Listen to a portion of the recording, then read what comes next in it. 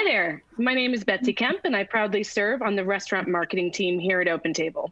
We're so grateful to welcome you today to In It Together, our weekly webinar series. If you like what you hear, we hope you'll consider joining us for future webinars each Wednesday at 11 a.m. Pacific time. Before we get started, a few quick housekeeping items.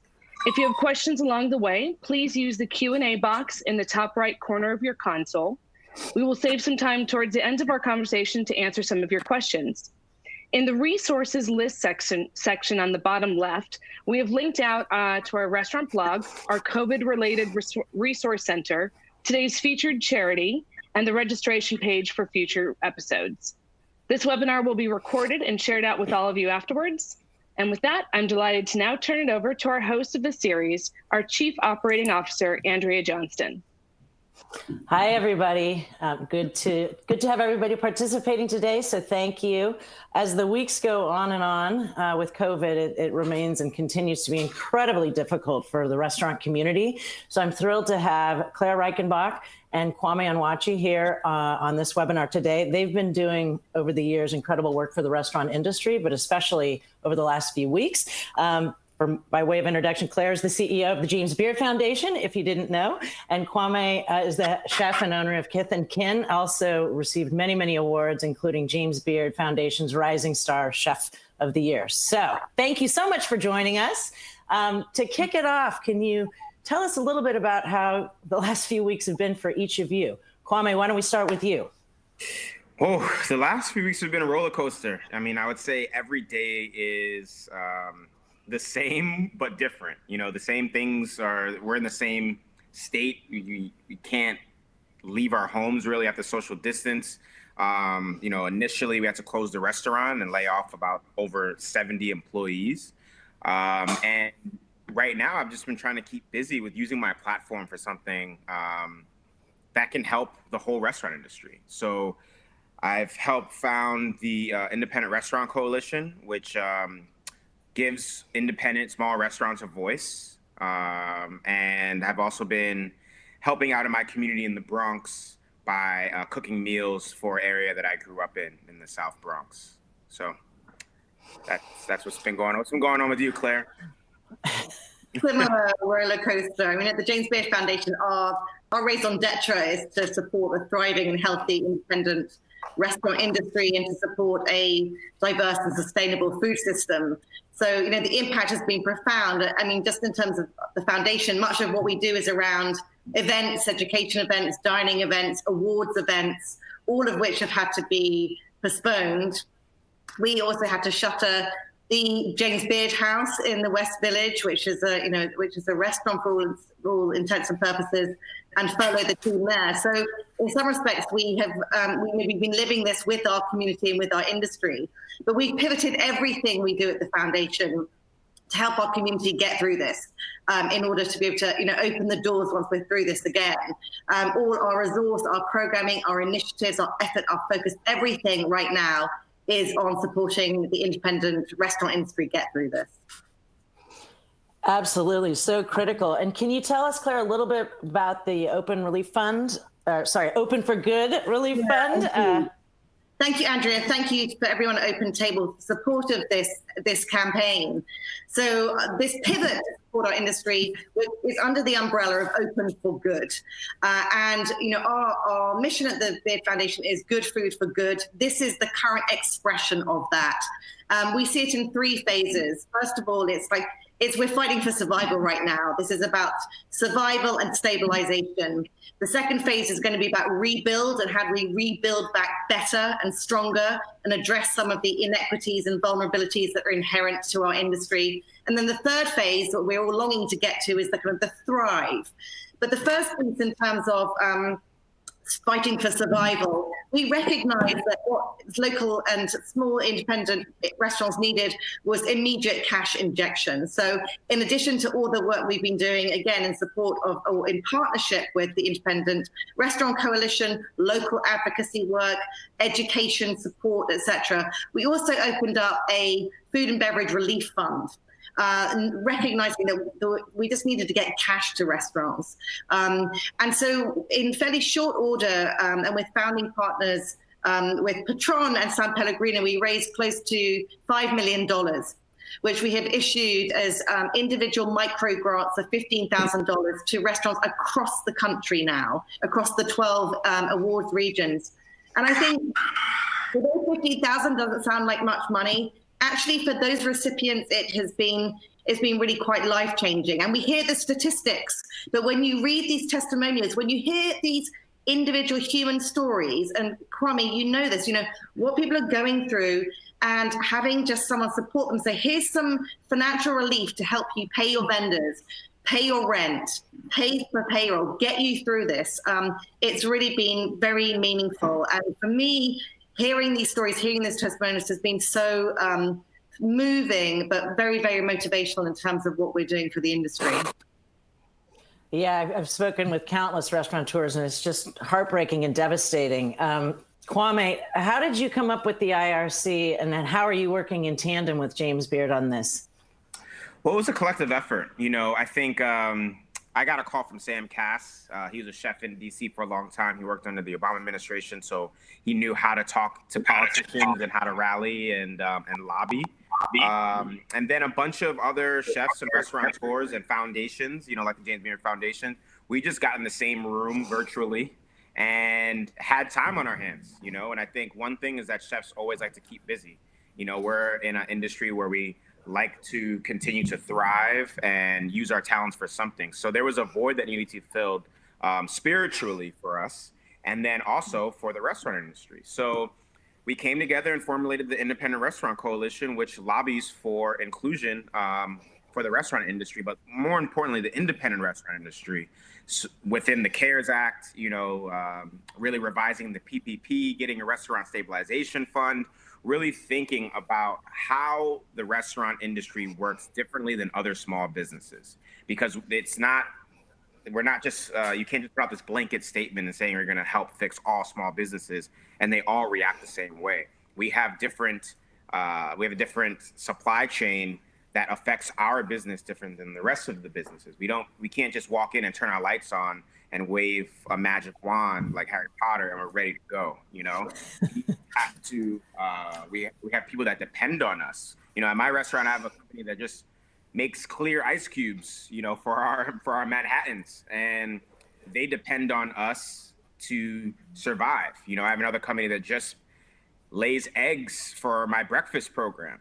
And linen companies and small plateware companies. And so we want to make sure that that's really represented within Congress when they're thinking about helping these small businesses. Yeah, and clearly, the original relief that was granted by the government wasn't enough to impact the independents. How are you seeing movement now since you've formed this coalition? Well, they're understanding that we are united, and I think that was really the purpose of the IRC. We employ over 11 million people, and we actually generate a large percentage of the amount of people that have filed for unemployment. So our voice really does matter. We're the backbone of our communities, and people are listening, and they're listening to us, and more importantly. So I think it's been great. I think what Clare and the James Beard Foundation is doing with their relief fund is extremely important because, we're putting together, we're lobbying for issues for long term. So the restaurant industry can be here when this is all said and done. But I work in this restaurant and donate my time weekly. And in the interim, her pipe bursts and she has no income right now. So how are they going to be able to afford to fix things like that, without the James Beard Foundation putting together these instant relief funds? So that's what, the IRC was really created for, as well as, working with great foundations like James Beard. And just go, Claire. Chef advocacy and the power that chefs have to be communicators, influence change is something that the foundation has championed for a long time. We have this signature program called Chefs Bootcamp for Policy and Change, which we've been running for over 6 years. So we were when we saw this group starting to form, we were very motivated to be part of that and be part of the founding group, really seeing together the solidarity of this group and having a singular united voice representing what is an incredibly important and valuable industry, but it's one that is made up of a fragmented, disparate group of 500,000 individual organizations. I think it's been impressive just to see that coalesce like that.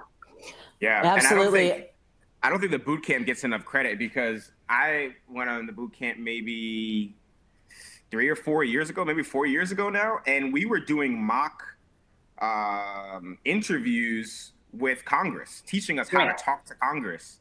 And then we eventually went on the Hill and lobbied ourselves just by knocking on these doors and talking to Republicans or Democrats and talking about SNAP or the Farm Bill. So, the Beard Foundation has been preparing for this moment for a while. So I think it was a natural fit to kind of come together and champion this. Thank you. Yeah. And, we've been training this army of change makers to drive to a better food system, but now we're harnessing that advocacy skill set to lobby for the survival of this industry. Yeah, interestingly, my first career was as a lobbyist in international health. And so it's definitely skills you need to be taught and how to speak, because it's very intimidating, and how do you interpret the bills and all of that sort of thing. So to that end, and you're doing so much great work at the national level, how would you advise restaurateurs to advocate for themselves at the local levels? I know there's restaurant associations and things like that, but I'd be curious your take on that. So again, the foundation we've been complementing the federal work that the IRC is doing to such good effect with more grassroots local support. We've been providing our community of chefs across the country with chef advocacy toolkits. So very online resource, very pragmatic, practical. Here's suggested wording.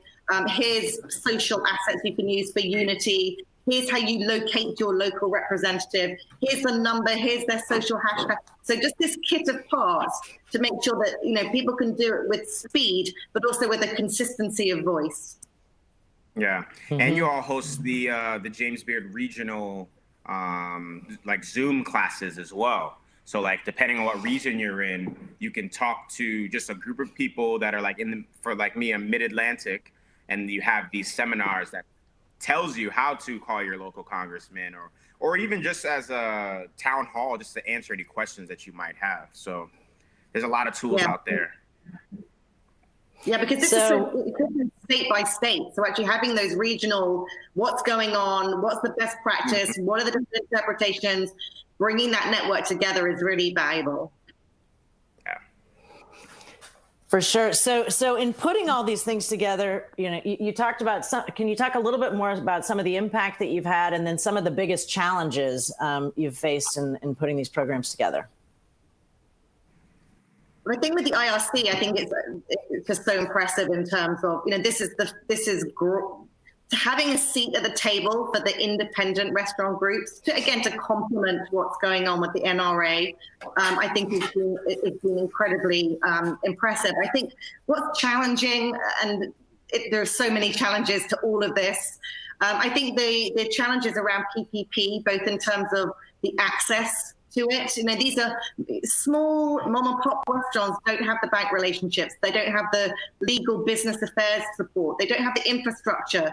So the access has been challenging. And then the shape of the PPP in terms of the time frame and the payback, it doesn't align with where restaurants are at. It's hard to spend 75% of the loan on payroll when you're mandated to be closed.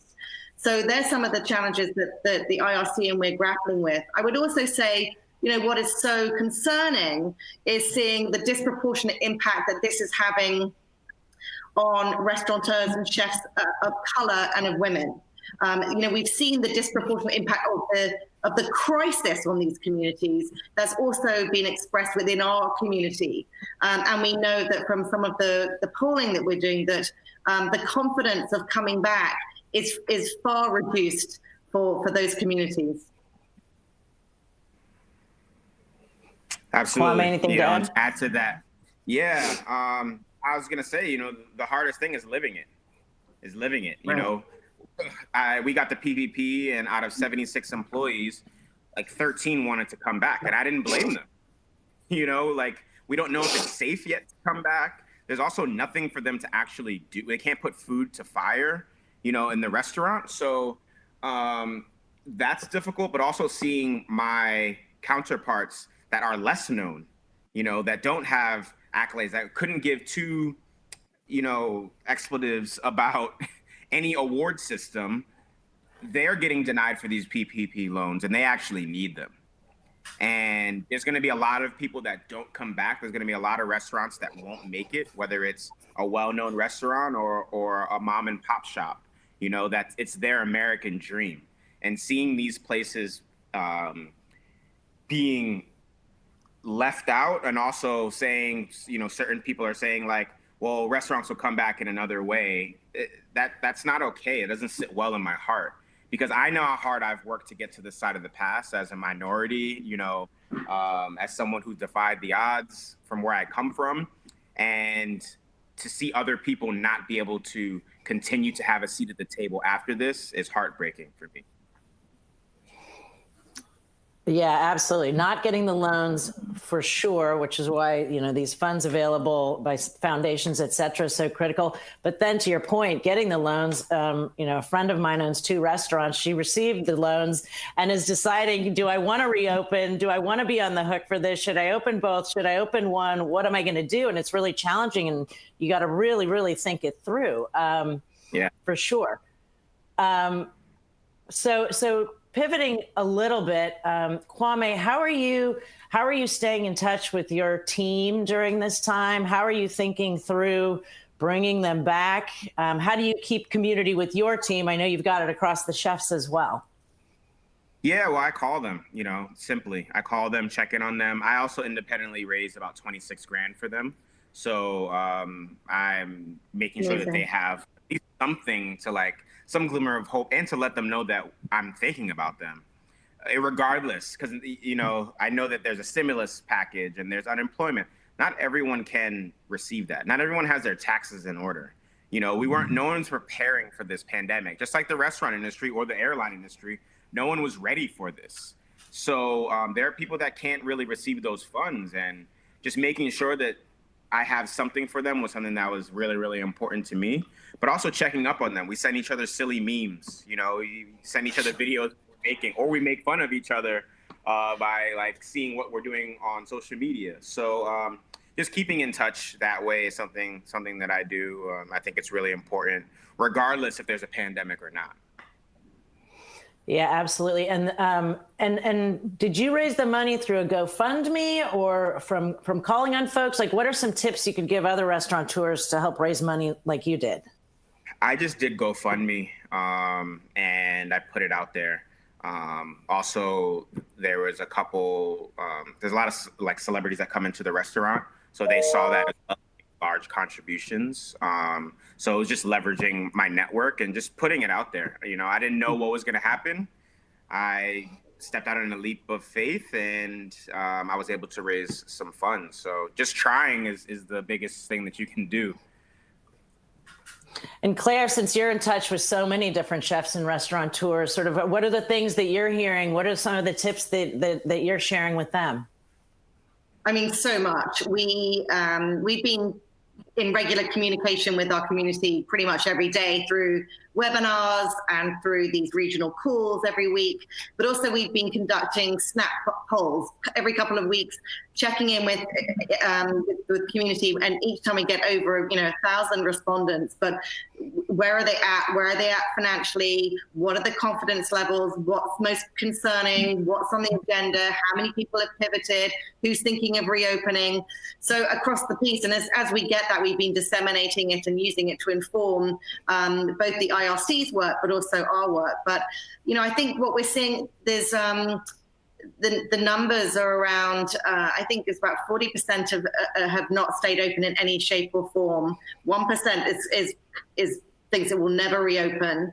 But the others have managed to do a number of pivots. And again, I think I applaud this community for the adaptability, the innovation, the creativeness, those who have moved to takeout, those who have moved to delivery when they didn't have that as their business model, those who are doing retail and grocery, and those 30% of the people who are responding to our polls have moved to the community relief center model, which again, I think is so applaudable.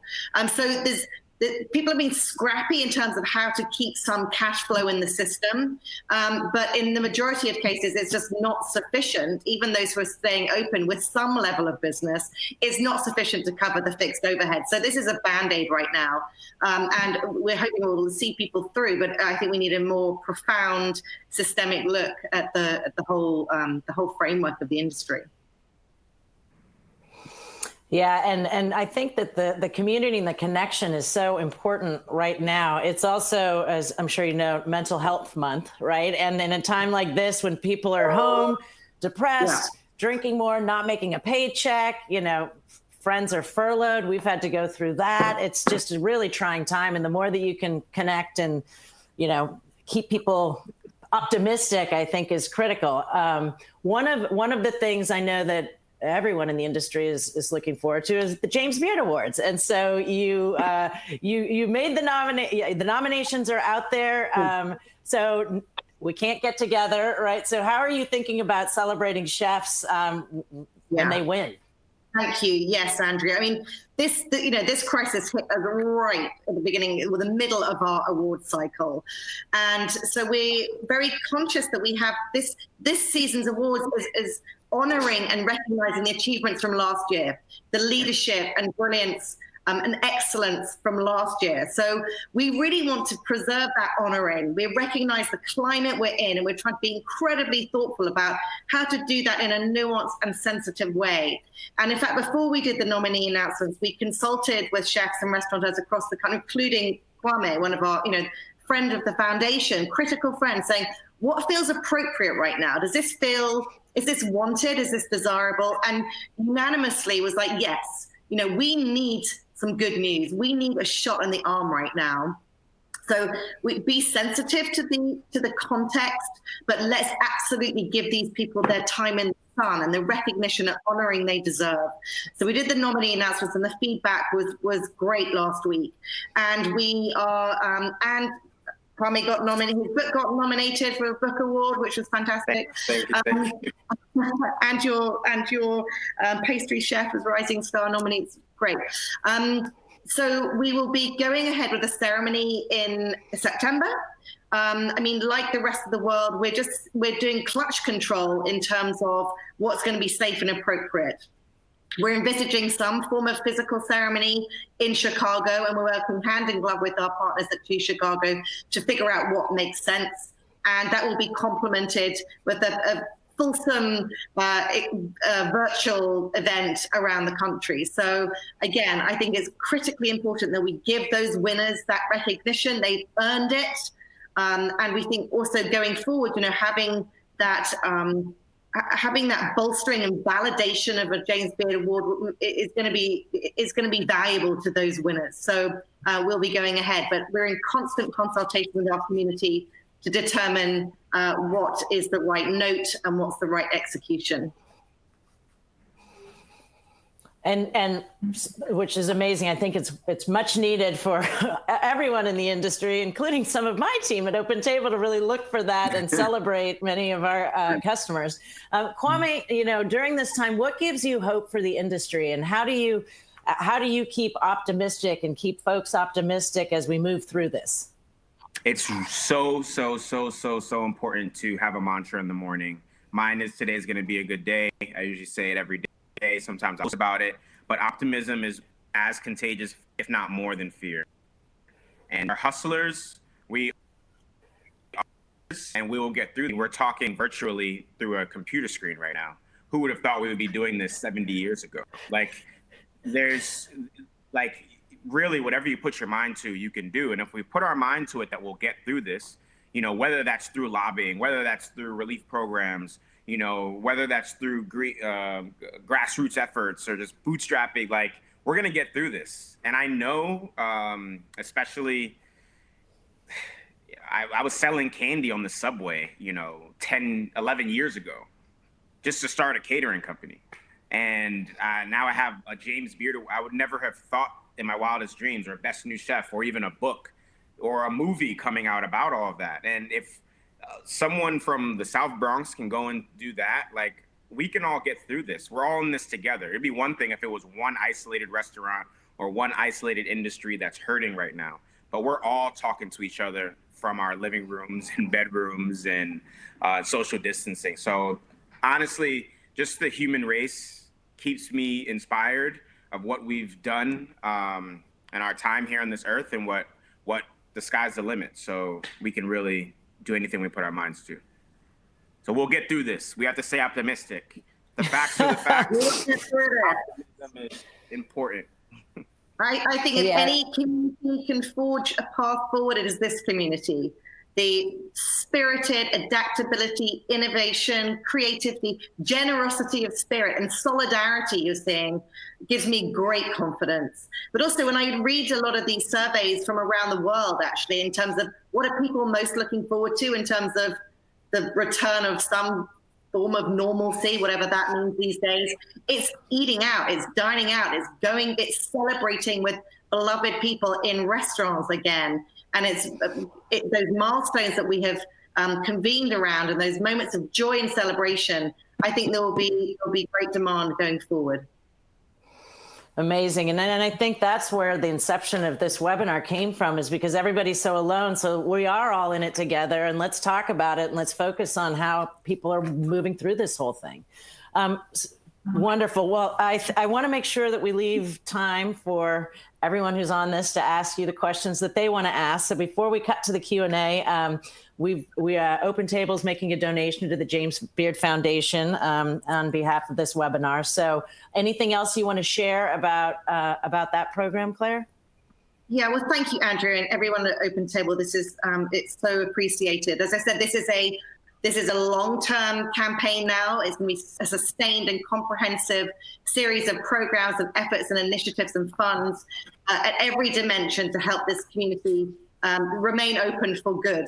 And just one thing I want to talk to specifically is we've been working with the Aspen Institute to build a comprehensive guidelines about what good looks like for opening. I mean, there's such variability across states.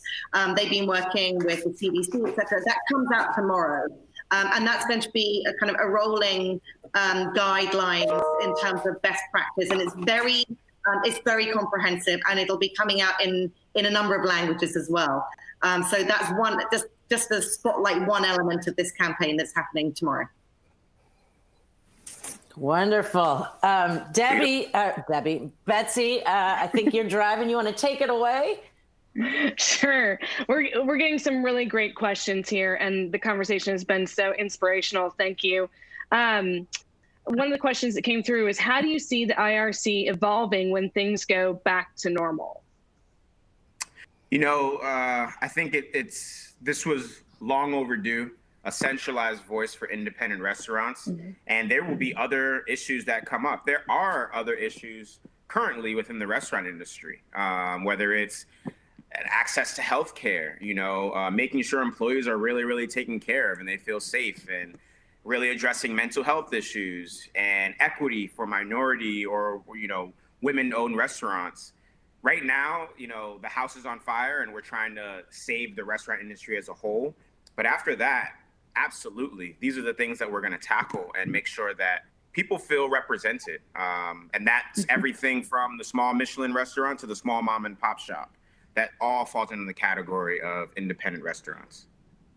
Yeah, I would just build on that. As I said, the foundation's been committed to chef advocacy for years, and we are committed to supporting that for the long term and years to come. And as we think about this, how do we build back our beloved industry in a way that's future-proof and addresses the inequities that we have seen and the vulnerabilities? It's a systemic problem that's going to be multifaceted in the solution, and policy is going to be a core element of that. So this continuous lobbying, both at the federal and local level, I think will be critical. It's great. Thank you. Another question that came through is, outside of James Beard and the IRC, are there other relief funds that you find inspirational? I think there are so many, and you can see that across the piece, the individual GoFundMe's, and then the kind of the city state level one like Raw for New York. And again, the way that people have kind of mobilized around these things, I think is so impressive. And the generosity we're seeing across many communities. I think this has really shone a spotlight for the consumer in terms of the importance and the value of their local restaurant, not just the kind of the economic impact and the broader ecosystem support that they have, but socially and culturally, the importance. And so seeing people actually come out and support with their own money, I think is testament to that. For sure. Kwame, do you have anything to add there? No, I mean, there's so many relief efforts, whether it's locally or nationally. So, if you want to give back, I would say just do a little bit of research. There's a lot of people that need help right now. Mm-hmm. Indeed. Let's see here. What are some ways that you think the supply chain can be improved going forward? How can we support local farmers? Again, I think this crisis has not only, thrown into very sharp relief the vulnerabilities of the restaurant industry, but the broader food system. We have this highly concentrated national infrastructure and supply chain, and we've just seen it's not resilient, it's not shock-proof, and it's inflexible. So I think this is a great opportunity to address this and say, how do we shift the center of gravity back to local and regional supply and support those local farmers and those local ecologies and economies? And I think so much of this, we need the economies of scale to make this make sense. Like, well, how else do we achieve that? Is there a tech solution to stitch those individual pieces together? So I'm actually very optimistic that this has put this on the agenda in a way that is undeniable now. Yeah. And then, if you really want to support your local farmers and your local purveyors, I would just do, you got to do your homework a little bit. You got to see what chefs are sourcing hyper locally. And you can also go online. I mean, when I first moved to DC, I just looked up farms in the area and I just drove there, or I called them on the phone and said, where can I get your product? And I did the same thing with plateware companies. So if you want to find these places, you can, and they're looking for customers, especially right now. So there's ways to support them. Sorry, and the CSA programs, but I think you're right. I mean, it's been, again, encouraging to see these farmers who have been reliant on distributors actually go direct to consumer. And those relationships have been forged for the first time in many instances. And I know personally, I think that will, prevail. I'm rejoicing with my CSA deliveries and I salute the farmers. But, the heartbreaking scenes of, there's definitely the supply, the farmers are producing, there's demand for food. And the fact that our marketplace hasn't been able to connect the two, I think really calls for action. Yeah, and I also think that it comes from a bit of elitism. And I'll say I'm just as guilty of it. I didn't want to package my food in to-go containers because my food is too beautiful to go in to-go containers, and it's not going to be received the same way. But with this structure, and there's a lot of small fishmongers and dairy farmers that felt the same way. They just wanted to go to restaurants because that's a place that would respect them and would manipulate it into something beautiful. But there are people that we're just now finding out how they live their lives every day. There are people that can't leave their house because of mental health issues or physical health issues. And they're able to enjoy, whether it's these products from these local artisan farmers or producers, or the food that normally wouldn't go in these to-go boxes are going in these to-go boxes, and they're able to experience them in their own homes. So this is something that we're all going to have to think of and adapt. And if we're not thinking about that, then shame on us, because we're no better than anyone else. And everyone should have access to these products or the finished product, which is what we do in our restaurants. Mm-hmm.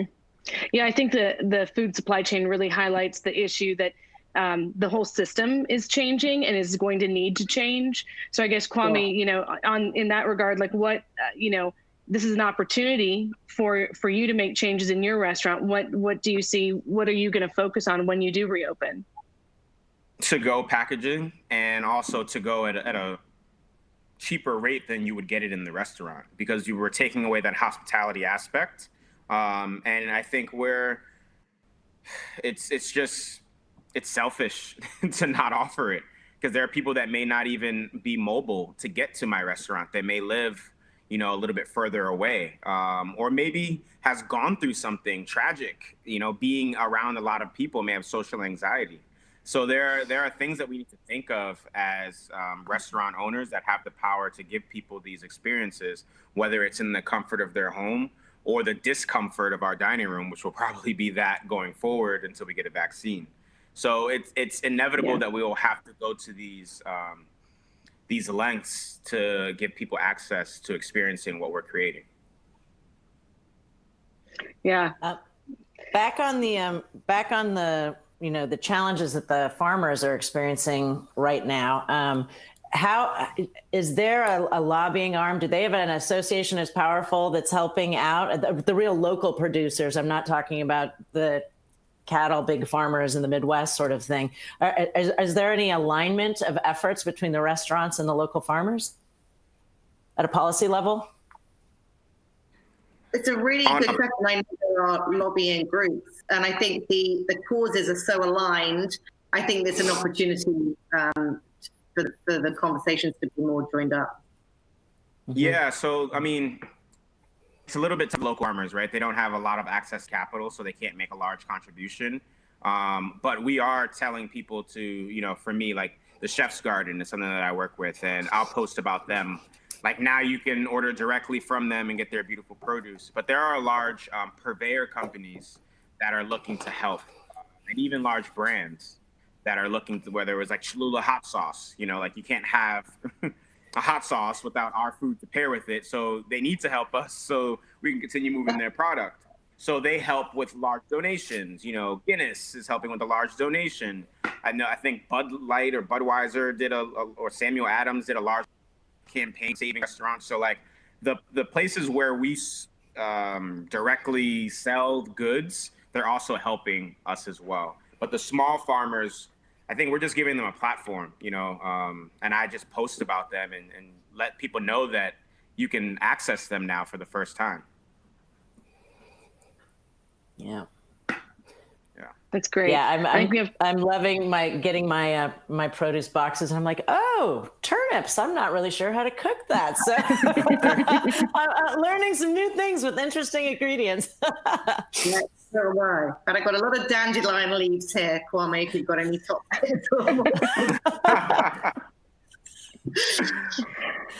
Awesome. I think we have time for just two more questions. In this new world, this is a great question. How do you think about sustainability? Are there ways that the James Beard Foundation plans to support these efforts going forward? Yeah, absolutely. And I think it's sustainability on multiple levels. I think there's economic sustainability. This has just highlighted just the fragility of the economic model. As I said, very, very wafer thin margins, cash flow, not sitting on big cash reserves, therefore incredibly exposed when revenues are cut off. So how do we reimagine that?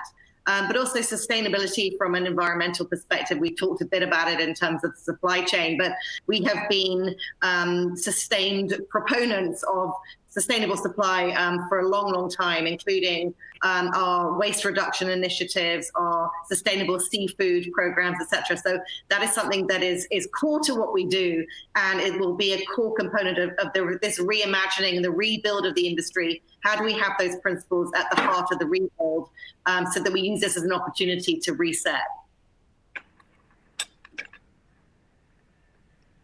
Anything to add there, Kwame? On sustainability for you? Claire said it. Yeah, she said it really well. Sustainability is an economic issue. It's an issue of agriculture. Moving forward, I think, I know I keep saying it, but you need to just be more thoughtful of the decisions that you're making, and myself included. But I think if you're a respected artisan of your craft, you're going to be thinking about sustainability. That's always going to be at the forefront of your mind. But I think the economic sustainability needs to change. That's the most important thing moving forward, because we can't be in this position again. We need to have fail safes. We need to be able to be prepared for this. And that's one of the reasons why we formulated the Independent Restaurant Coalition. And that's why we partnered with the Beard Foundation to make sure that we continue to have a voice and we're continuing to think about these problems that will ensue, certainly. And an economic model that can accommodate respectful treatment of workers and a safety net and healthcare provision, et cetera, et cetera. Because right now, most of the time, those margins don't allow for that. So as that's critical too. But I think, intuitively, because the lack of resilience of the national supply chain has been exposed now, I think building back, people will be more reliant and more embracing of their local suppliers, because it's just, it feels more future-proof. Yeah. Invest in your community. Yeah. Okay, final question for you both. What meal are you most looking forward to when we come out of this? Claire, do you want to go first? Oh my God, I'm spending a lot of time thinking of that. I will have whatever food prepared in the Beard House. Even if it's the most humble dish, I'm really longing to be back in that very special space. It's taking a well-earned rest right now, and we're figuring out what the next chapter is for I would love to do the first dinner in the Beard House back. Oh, Kwame, let's do it. I love Can I join? Can I get invited? Yeah. Ticket price Well, will be we have 4 people in the whole room, but it'll be this 4. Yeah. That's yeah, awesome. I'm Kwame, honestly looking forward to a meal with my family. I can't really be together right now. So I want to have a meal with my friends and my family and not have to worry about getting too close to people or having a mask on with a straw hole through the mask. Like, I don't want any of that. I want to hug people. I want to high five. I want to, play games and just be with people that I love. So whatever meal that is, that's what I want to do. And hopefully it's at the Beard House. Bring the family. It sounds amazing. So that concludes our programming for today. Many thanks to Claire, Kwame, Andrea, and to all of you for taking the time to tune in. As promised, a recording of this webinar will be made available shortly. And for all the latest updates at OpenTable, we invite you to visit the OpenTable Online Resource Center. We hope you'll join us again next Wednesday when we connect with Kevin Boehm and Sean Feeney to hear about leadership right now and how challenging times don't define character, they reveal it. Until then, please stay safe, take good care, be kind to yourself and to others. Thank you. Thank you. Thank you, Claire and Kwame. What a great chat. We appreciate it.